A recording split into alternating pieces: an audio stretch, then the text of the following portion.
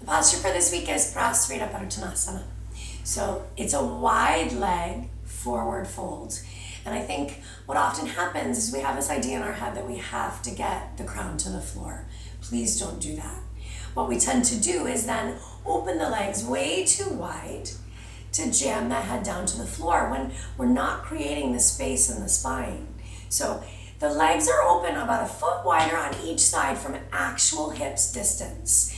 So once you have those legs open, getting the crown down to the floor is about softening, truly. It's about how much space you can make between the vertebrae.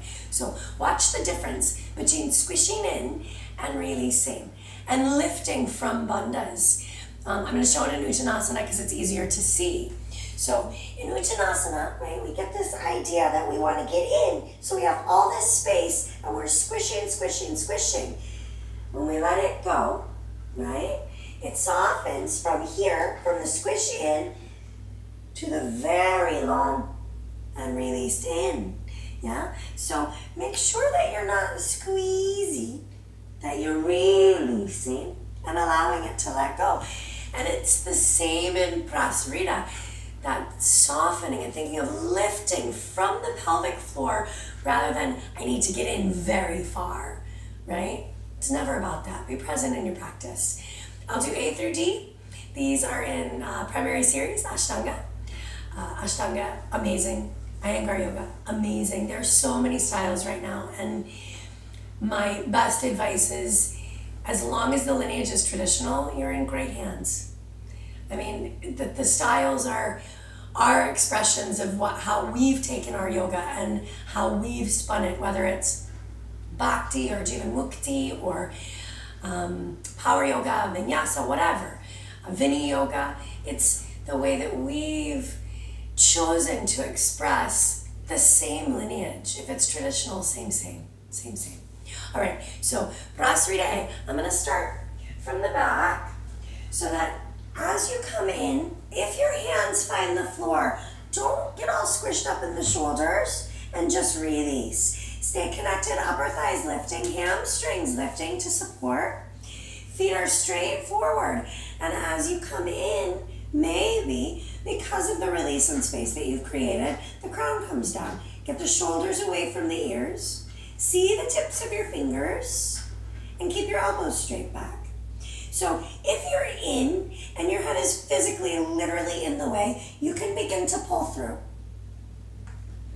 And if you're pulling through, just breathe and enjoy the space. It feels amazing.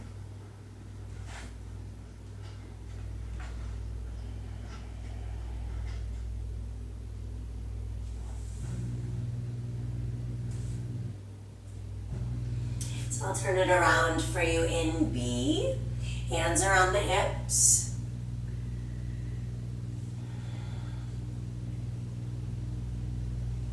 And as you come in, think of pulling your hips back with your hands. As you do that, keep a very slight internal rotation in the legs. Keep those upper thighs supportive and lifted.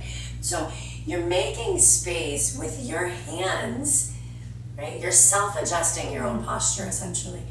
And then let it soften in. Keep those upper thighs lifted.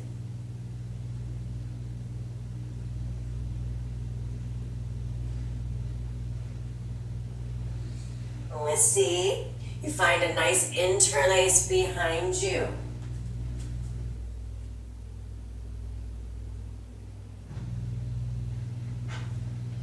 And as you come in, you soften through those shoulders, right? So we never want to push or force that space. Very volatile, that shoulder space. Fragile, easy to injure, especially if we're pushing.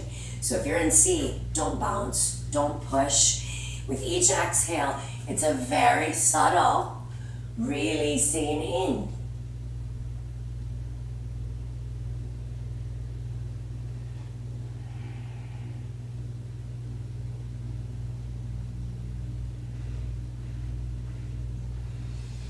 Last, we allow a bit of openness. Bring index and middle fingers around those big toes. Grow long and then softly settling in. And again, if you've got your space to pull through, pull through. Just don't squish your shoulders.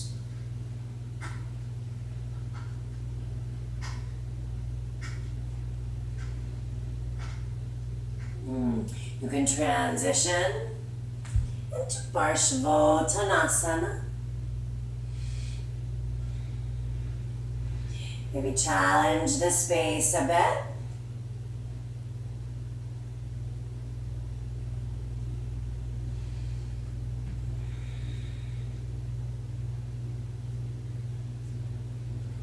And allow that vinyasa.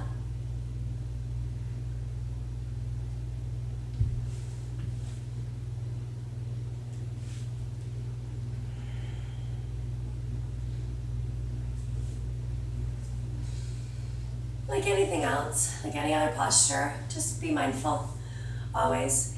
It's in that mindfulness that we really know where we are. And every philosophy in the practice is going to tell you that it's when you know your limitations that you begin to find that space of limitlessness.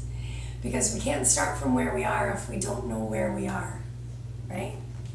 So play, always. Shanti.